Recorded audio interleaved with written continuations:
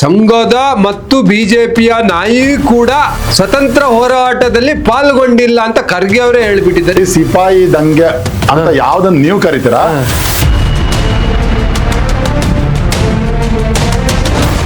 ಕಾಂಗ್ರೆಸ್ ಅನ್ನೋದೇನು ಭಾರತೀಯ ಹೆಸರು ಅದ? ಬ್ರಿಟಿಷ್ ಹೆಸರು ಅದು. ಬ್ರಿಟಿಷ್ ಸ್ಟಾರ್ಟ್ ಇರೋದು. ಏನು ಕಾಂಗ್ರೆಸ್ ಮುಕ್ತ ಭಾರತ್ ಅಂತ ಏನೋ ಒಂದು ಸ್ಲೋಗನ್ ಇದೆ, ಅದು ಲಿಟ್ರಲಿ ಆಗ್ಬಿಡುತ್ತೆ.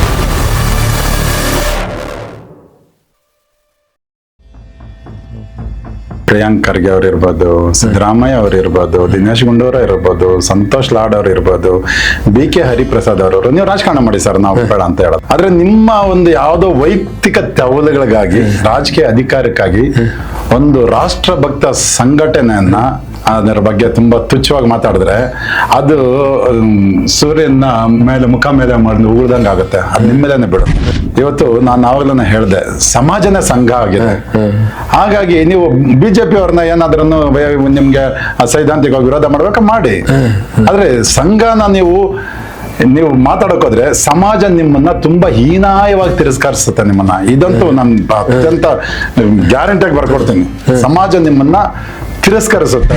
ಸಂಘವೇ ಸಮಾಜ, ಸಮಾಜವೇ ಸಂಘ, ಸಮಾಜವೇ ಸಂಘ, ಸಮಾಜವೇ ಸಂಘ ಆಗಿದೆ. ಈಗ ಮೊದಲು ಸಮಾಜದಲ್ಲಿ ಸಂಘ ಇತ್ತು, ಈಗ ಸಮಾಜವೇ ಸಂಘ ಆಗಿ ರೂಪುಗೊಂಡ್ಬಿಟ್ಟಿದೆ 200 ವರ್ಷದಲ್ಲಿ.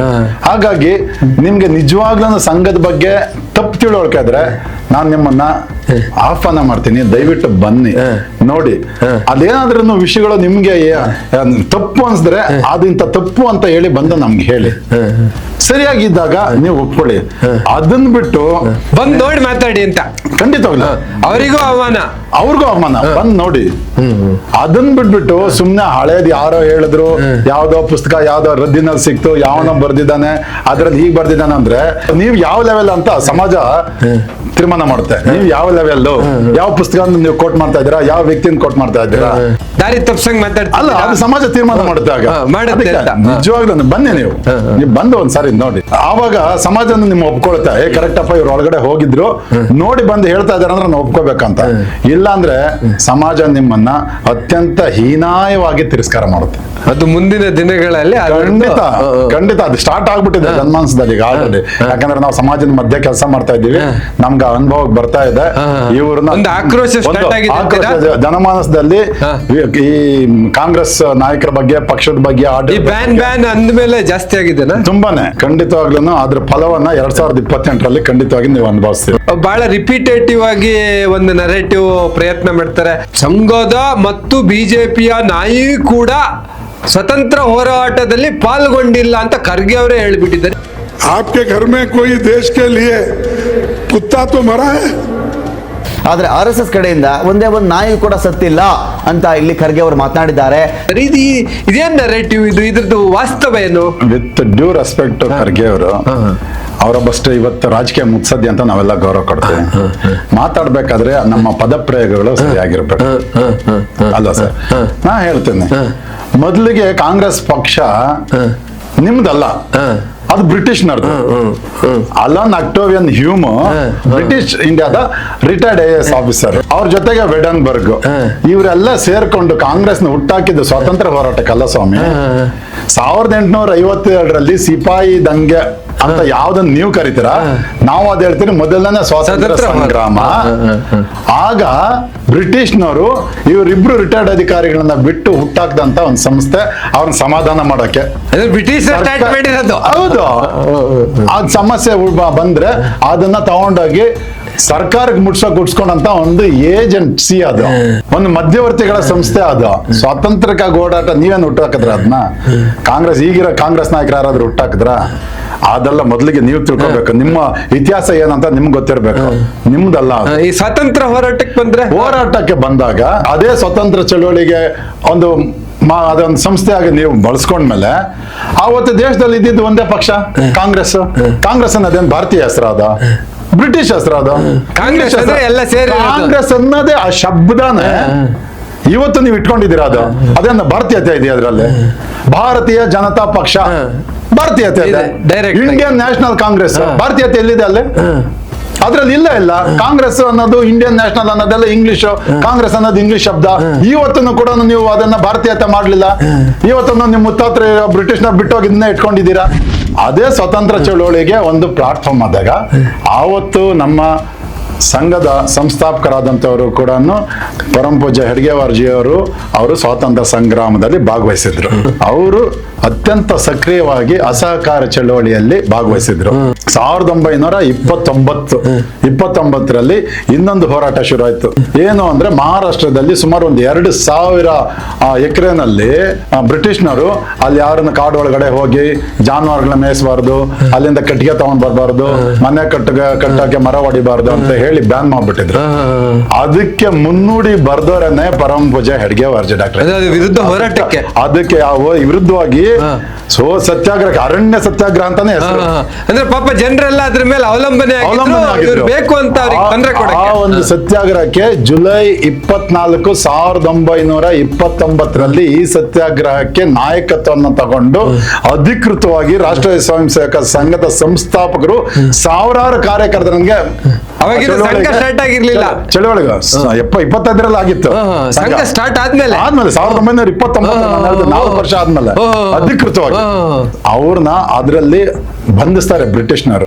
ಬಂಧಿಸಿ ಅವ್ರನ್ನ 9 ತಿಂಗಳು ರಿಗರಸ್ ಇಂಪ್ರಿಸನ್ಮೆಂಟ್ ಅಂದ್ರೆ ಕಠಿಣ ಸಜೆ. 9 ತಿಂಗಳು ಅವರು ಜೈಲಲ್ಲಿ ಇರ್ತಾರೆ. ಅವ್ರ ಜೊತೆಗೆ ನಾನೊಂದಷ್ಟು ಹೆಸರುಗಳು ಇವ್ರು ಹೇಳ್ತಾರಲ್ಲ, ಯಾರು ಒಂದ್ ನಾಯಿ ಅಂತ ಏನ್ ಖರ್ಗೆ ಸಾಹೇಬರಿಗೆ ಅರ್ಥ ಆಗ್ಲಿ ಅಂತ ನಾನು ಹೇಳ್ತಾ ಇದ್ದೀನಿ.